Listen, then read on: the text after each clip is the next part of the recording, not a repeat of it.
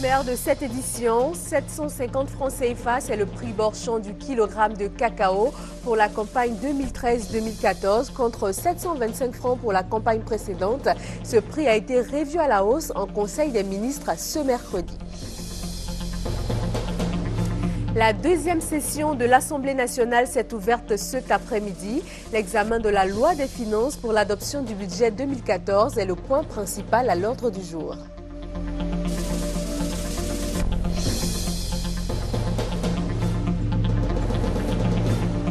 La Commission électorale nationale indépendante guinéenne sous le feu des critiques, l'opposition dénonce une manipulation électorale. Bonsoir à vous et merci d'être avec nous sur RTI 1. 750 francs Borchon contre 725 francs pour la campagne précédente. Ainsi vient d'être fixé le prix du kilogramme de cacao pour la campagne principale 2013-2014. C'est l'une des grandes décisions du Conseil des ministres de ce mercredi. Il a également été question de modernisation du secteur de l'artisanat. Viviane Aïma.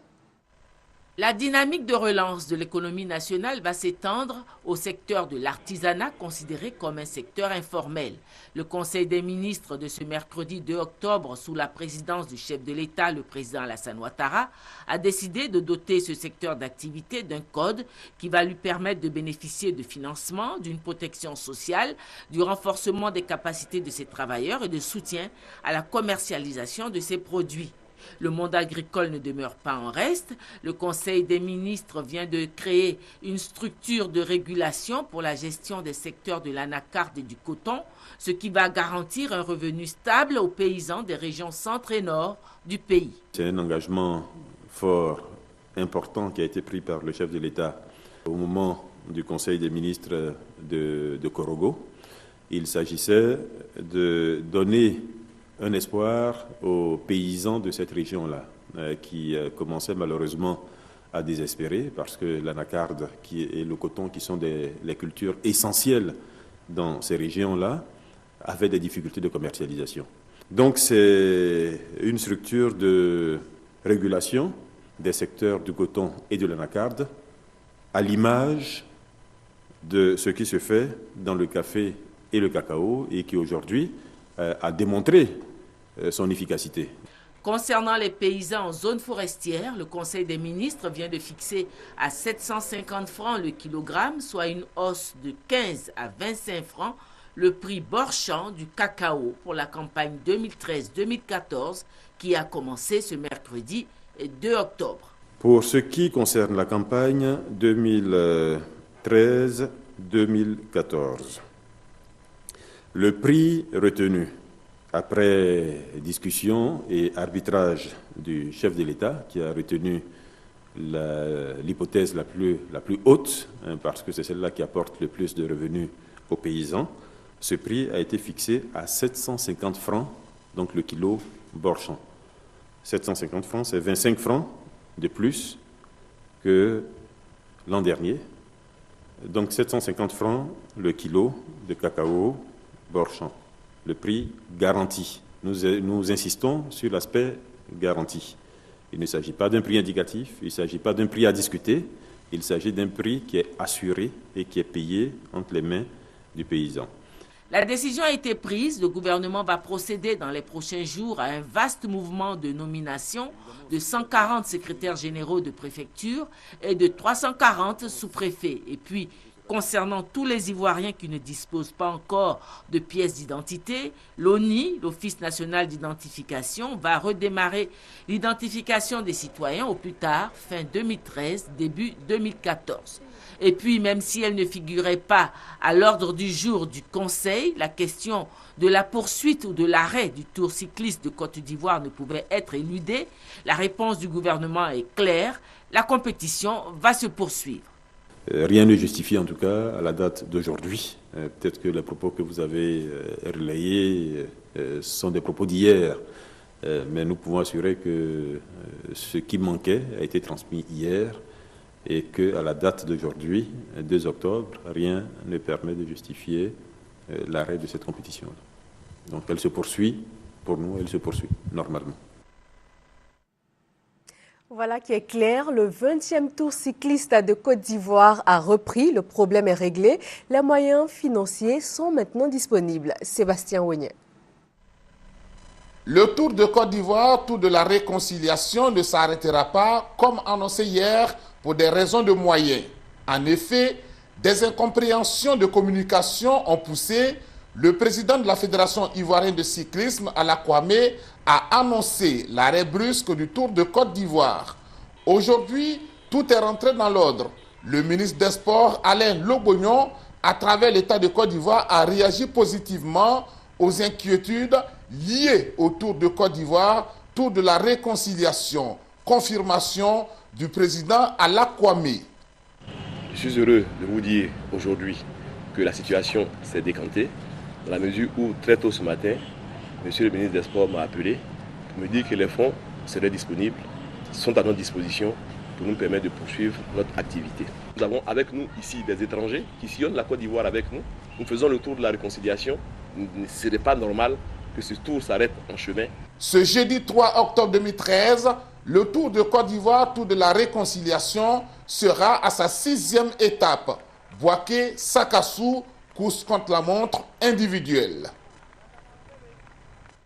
L'examen de la loi des finances pour l'adoption du budget 2014, c'est le point principal de la 2e session de l'Assemblée nationale de Côte d'Ivoire. Elle s'est ouverte cet après-midi. Des parlementaires thaïlandais et canadiens ont été invités à son ouverture. Victorine Yaoyoboy. Président d'institution, membre du gouvernement, représentant du corps diplomatique accrédité en Côte d'Ivoire, chefferie traditionnelle, tous ont fait le déplacement à la cérémonie d'ouverture de la 2e session ordinaire de l'Assemblée nationale. Comme il est de coutume, le président de l'Assemblée nationale a fait un discours d'ouverture axé sur l'adoption du budget 2014 qui sera soumis aux députés par le gouvernement. Occasion pour Guillaume Kigbafori-Soro de saluer le travail abattu par le président de la République pour que la Côte d'Ivoire renoue avec la croissance. Le chef de l'État est parvenu à relever les nombreux et redoutables défis qui se présentaient à lui au terme d'une décennie de désordre et de déception. Et c'est pourquoi je crois pouvoir affirmer que je me fais l'écho de notre commun désir en lui adressant un message empreint de respect et de considération. Il est en effet de notre devoir, en tant qu'élu de la nation, de faire preuve de persévérance, afin de convaincre nos compatriotes qu'il faut se garder des jugements précipités et savoir patienter, car les décisions prises et les actions engagées ne peuvent produire que des effets différés. Pour toutes ces raisons, la représentation nationale doit apporter toute l'attention qu'il mérite au projet de loi de finances que nous aurons à examiner. Un député qui vote la loi de finances apporte avec lui l'assurance que ses électeurs, ses mandants, ont bien compris que c'est un, comme on dit en Côte d'Ivoire, un prêté pour un rendu. Et que les fonds mis à la disposition de l'administration seront judicieusement consacrés à l'amélioration du sort des populations.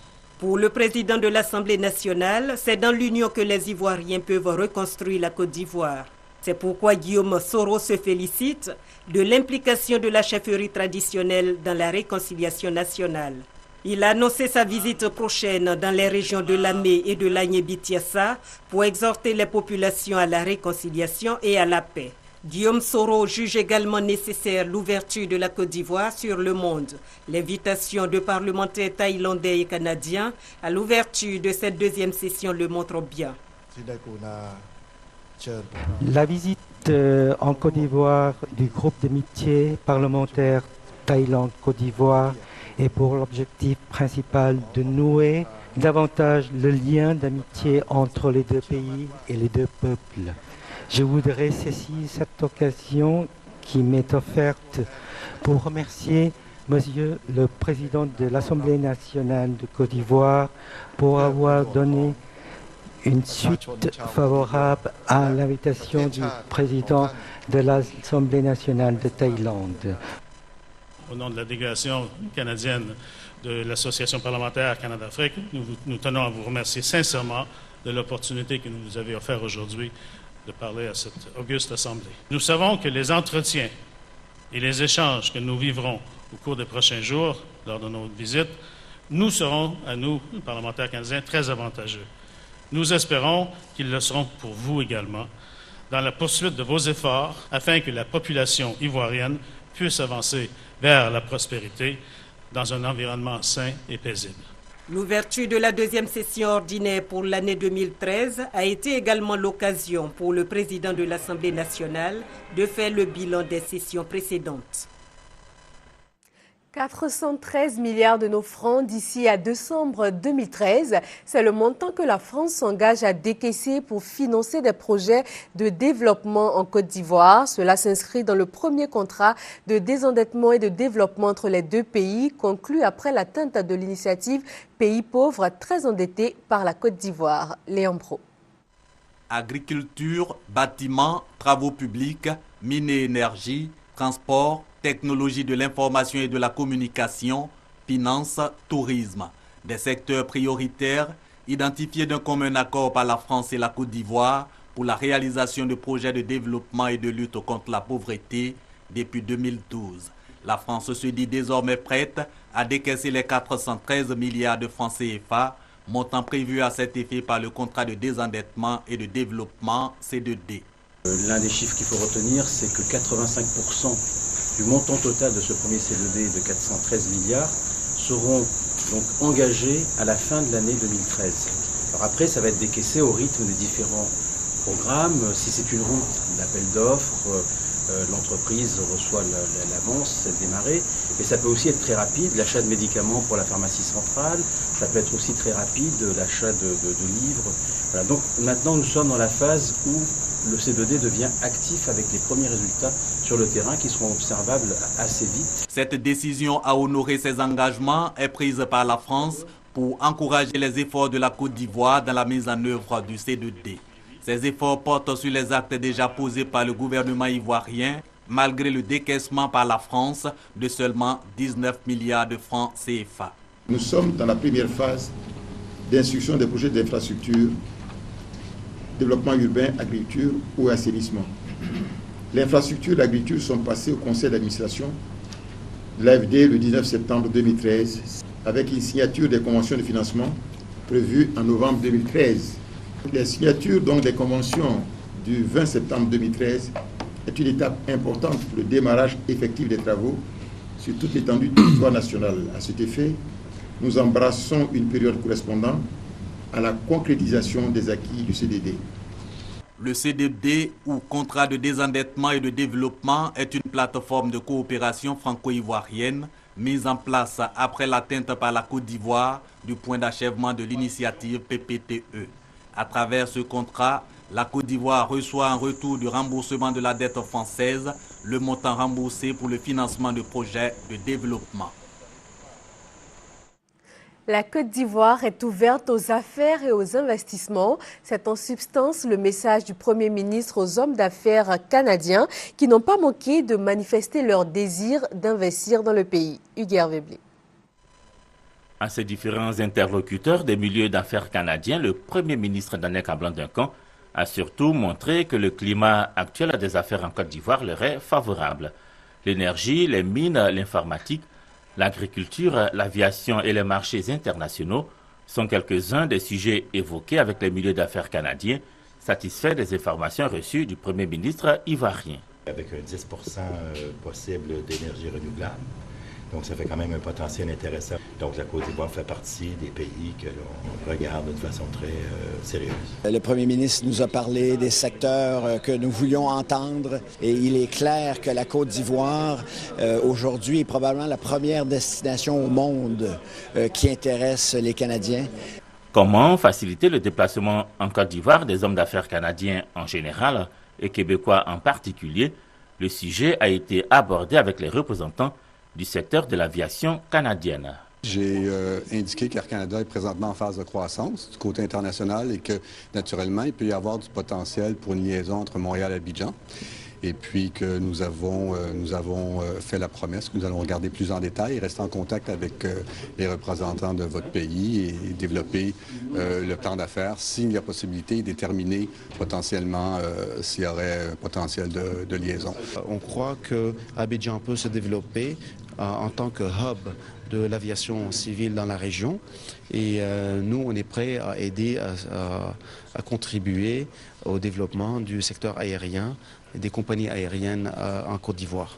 À Montréal, le Premier ministre aura accordé une dizaine d'audiences, aussi bien à des personnalités politiques qu'à des hommes d'affaires, le tout visant le repositionnement de la Côte d'Ivoire et son émergence en 2020. Le 12e congrès du PDCI-RDA aura bel et bien lieu à la date prévue. Il démarre demain jeudi donc. Le comité d'organisation du congrès et les avocats du parti ont ainsi mis fin aux rumeurs de report de ce 12e congrès. Thomas Guessambi. Visiblement, il n'y avait pas seulement que la presse qui avait rendez-vous ce mercredi 2 octobre avec le porte-parole du comité d'organisation pratique du 12e congrès du PDCI-RDA. Des militants et membres statutaires du vieux parti voulaient aussi des assurances sur la tenue effective du congrès après le son de cloche de justice. Nous les avocats, nous veillerons pour que lorsque chacun de vous un jour sera pris par le désir de l'errance politique, voudra traduire le PDCI devant les tribunaux, que vous soyez comme ceux qui viennent de sortir, humiliés par la vérité du droit et humiliés par la vérité politique. Des assurances du conseil juridique auxquelles s'ajoute celle du comité d'organisation. Je voudrais, mesdames et messieurs, rassurer l'ensemble de nos militants, nos invités, les Ivoiriens et la communauté internationale que le 12e congrès aura bel et bien lieu aux dates, heures et lieux indiqués. Les retardataires qui n'ont pu prendre leurs documents le feront sur place à Treichville pendant le déroulement bien sûr des travaux. Les éventuels candidats au poste de président du PDCI-RDA seront traités sur le même pied par le comité d'organisation. Le 12e congrès aura certainement lieu et le point d'orgue de l'événement, l'élection du nouveau président, est prévue pour le 3e jour, le samedi 5 octobre prochain. Quels sont les enjeux de ce 12e congrès qui suscite tant de passion au sein du PDCI-RDA? La réponse du président du comité d'organisation. Nous sommes dans un parti qui se veut démocratique et quand vous regardez tous les grands partis, regardez par exemple, je prends le cas de l'UMP en France, l'élection au niveau de la présidence de l'UMP, il y avait beaucoup de candidatures, c'est tout à fait normal, ça démontre que le PDCI intéresse le maximum de militants, le maximum de personnes et c'est vraiment l'expression de la démocratie. L'appel que je lance en tant que coordonnateur et président du comité d'organisation, il faut garder la sérénité. Nous sommes entre frères. C'est ce que le président Houphouët-Boigny nous a enseigné. La paix, c'est l'élément essentiel. S'il n'y a pas la paix, s'il y a le désordre, on ne pourra rien bâtir. Et la violence, le désordre, ce n'est pas le PDCI. Le PDCI, c'est la sérénité, c'est le calme, c'est la pondération, c'est la culture de la fraternité. Voilà ce que je voulais dire pour terminer et lancer un appel au calme, à la fraternité, à la sérénité et je dirais bon congrès à tous. Un parti, deux présidents, c'est le résultat de la crise qui secoue en ce moment le mouvement des forces d'avenir MFA. Anaki Kobenon reste bel et bien le président selon le secrétaire général, quand d'autres membres désignent un nouveau président. Les détails de cette affaire avec Léon Brou. Mbala Yao Antoine, anciennement vice-président, se réclame désormais président du mouvement des forces d'avenir MFA. Il revendique ce titre depuis samedi dernier à la suite d'une réunion de crise avec des militants du parti. Il était prévu une réunion de concertation. Sur le total de 143 délégués contre le MFA, 94 étaient là. On avions effectivement réfléchi sur la situation de crise que traverse ce parti et des exposés des différents délégués et responsables du parti ont exigé la tenue d'un congrès extraordinaire des délégués qui ont pouvoir pour désigner le président. Effectivement, les délégués ont décidé ce jour et nous avons été portés comme président du MFA. Réaction de Pascal Ambi, secrétaire général du MFA ce mercredi. Pour lui, il ne peut avoir bicéphalisme à la tête de la formation politique d'Anaki Kobena. Il s'agit là d'une vraie forfaiture, car en violation flagrante de nos textes en vigueur, le texte de mars 2006. Par conséquent, l'acte posé par M. Mbala est nul et de nul effet. Il n'est pas acceptable qu'on continue de saper l'image de notre parti et de son président Anaki Kobena dans la presse. Tous les militants sont regroupés autour de leur président Anaki Kobena, le président du MFA. Cette crise aujourd'hui ouverte au MFA date de la rentrée politique de ce parti en septembre 2013. Les cadres et les élus des régions du Gbeke et du Bélier mis à contribution pour la réussite de la prochaine visite du chef de l'État. Le ministre de l'Intérieur et de la Sécurité les a situés sur le programme de cette visite avant de recueillir leurs contributions. Herman Yamien pour le reportage. La visite d'État du président de la République dans les régions du Bélier et du Gbeke doit battre le record de la mobilisation. C'est une promesse des cadres et élus de ces régions qui ont répondu massivement à cette rencontre d'information et d'échange initiée par le ministre d'État, ministre de l'Intérieur et de la Sécurité. La visite du président de la République, selon le programme communiqué par Mani Ipou, directeur général de l'administration du territoire, commencera par la ville de Bouaké le 25 novembre par l'accueil du président de la République. Le mardi 26 novembre se tiendra un conseil des ministres à l'étape de Sakassou. Le clou de cette visite sera le meeting de Yamoussoukro le 1er décembre. Aux préoccupations des populations quant au respect des délais de réalisation des infrastructures devant accueillir la délégation présidentielle, le ministre d'État, ministre de l'Intérieur et de la Sécurité rassure. Les visites d'État sont un grand rendez-vous du président de la République avec les populations. C'est un rendez-vous qui est centré autour des questions de développement de base. Donc c'est l'opportunité pour le président de toucher du doigt les réalités des populations et c'est aussi une opportunité d'accélérer le développement dans les régions visitées. Donc ne vous en faites pas, les différentes commissions sectorielles par ministère sont à pied d'œuvre. Bientôt nous ferons le point de tout ce qui sera fait avant la visite d'État, de tout ce qui sera initié pendant et tout ce qui sera fait après. D'autres réunions se tiendront après cette première rencontre pour analyser les propositions des populations. Déjà, le ministre d'État Janoua Oussou demande la mobilisation de toutes les forces vives de ces localités afin de faire de cette visite un événement historique. Top départ de la distribution des kits scolaires gratuits pour cette année scolaire 2013-2014. 60 000 écoliers ivoiriens vont recevoir dans les prochains jours ces kits pour un démarrage réussi de l'année scolaire. Abou Sanogo. Acteurs et partenaires de l'école, de même que les autorités politiques et administratives de Yamoussoukro, étaient mobilisés pour le lancement officiel de la distribution des kits scolaires gratuits. Dont de l'ambassade du Japon et de l'UNICEF, 1500 malles contenant des kits scolaires pour 60 000 écoliers et 1500 enseignants vont être gratuitement distribués.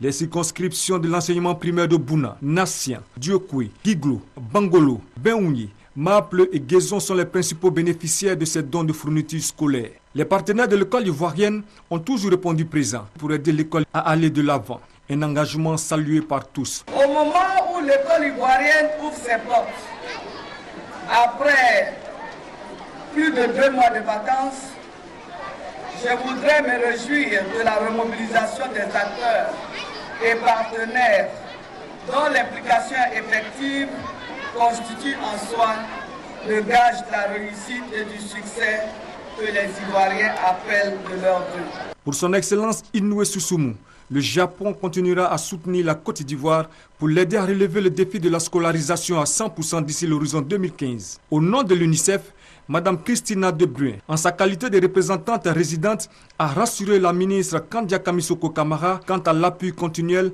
de son institution à l'école ivoirienne. Malgré la pluie, la communauté éducative locale, soutenue par des prestations de jeunes artistes du groupe scolaire Ngokro, est restée mobilisée pour exprimer sa gratitude au ministre Kandia Kamara et aux partenaires de l'école. Les enfants de Mankono et Séguéla ont également reçu des kits scolaires, des tenues scolaires et du matériel didactique pour leur école. C'est un don de la première dame de Côte d'Ivoire, fondatrice de la fondation Children of Africa, Awa Touré.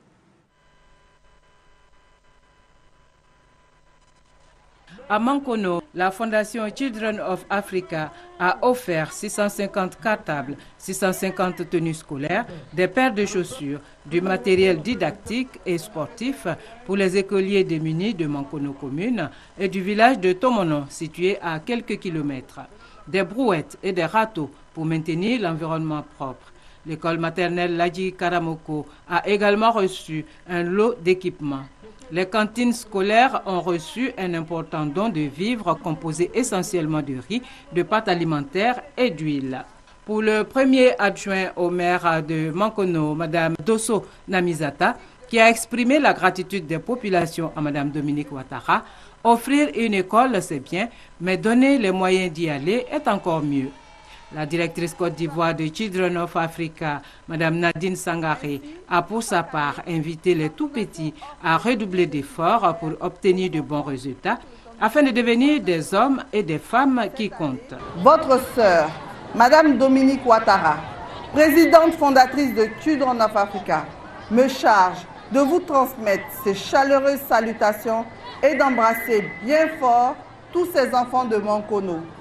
La présidente de la fondation tient à ce que tous nos enfants aillent à l'école pour avoir demain les moyens de construire un bel avenir. Ainsi, chaque année, sa fondation offre des milliers de kits scolaires aux enfants sur toute l'étendue du territoire national. À Séguéla, même élan de générosité. 730 cartables, 730 tenues scolaires, 730 paires de chaussures, des kits scolaires, du matériel pédagogique et sportif ont été offerts au groupe scolaire Camp Militaire et à l'EPP Lowou. Les cantines scolaires, elles, ont bénéficié d'un important don en vivres. Ce sont au total des dons d'une valeur de plus de 46 millions de francs CFA qui ont été faits à la communauté éducative de ces deux localités. 37 établissements privés irréguliers fermés et 12 autres mis en demeure. C'est le résultat de l'opération d'assainissement du domaine des établissements privés lancée par le ministère de l'Enseignement supérieur et de la Recherche scientifique. Victorine Yaoyoboué. 37 établissements supérieurs privés seront fermés et les étudiants transférés dans d'autres établissements. 12 autres grandes écoles feront l'objet d'une mise en demeure et placé sous observation durant l'année académique 2013-2014. Voilà la sanction prise par le ministère de l'Enseignement supérieur et de la Recherche scientifique à l'encontre de ces établissements en situation irrégulière.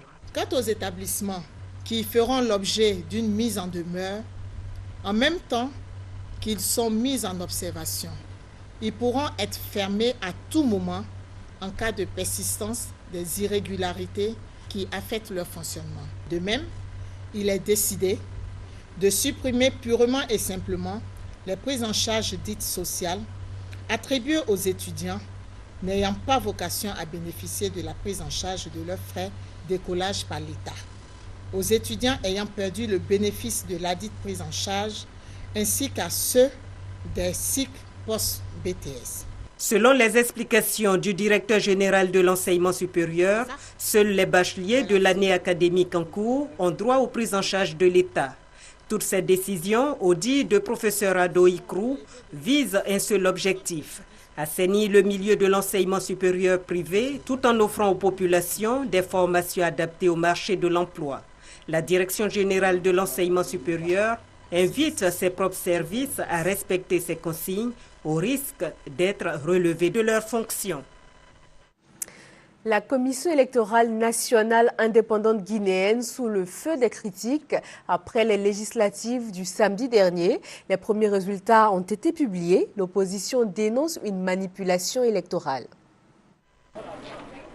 Peu après la fermeture des bureaux de vote, la Commission électorale nationale indépendante annonce le calendrier de la publication des résultats des législatives.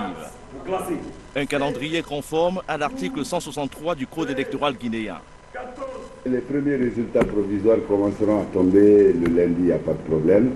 Et le mercredi, on aura fini avec l'ensemble des résultats. 4 jours plus tard, toujours pas de résultats provisoires complets. Pour n'avoir pas tenu parole, la CENI est de nouveau sous le feu des critiques. Des critiques formulées depuis plusieurs semaines déjà par les principaux leaders de l'opposition guinéenne. La CENI devait faire ce qu'on appelle le dédoublonnage, c'est-à-dire faire disparaître du fichier électoral final les électeurs qui figuraient 2, 3 fois, quelquefois. Nous nous sommes aperçus, ainsi que la communauté internationale d'ailleurs, qu'en réalité, rien n'avait été fait. Chose rare, même l'Union européenne épingle la Commission électorale nationale indépendante. L'institution, dont de nombreux experts accompagnent techniquement la CENI, se montre critique. La désorganisation, le manque de transparence et de communication de la CENI n'ont pas permis d'envisager une issue à tous les points de blocage ayant conduit à un nouveau report du scrutin dans des conditions optimales. Depuis le début du processus électoral en Guinée, la Commission électorale nationale est au cœur de multiples réunions de crise. Des réunions organisées par la communauté internationale pour tenter de redonner à cette institution une certaine crédibilité aux yeux des leaders politiques guinéens.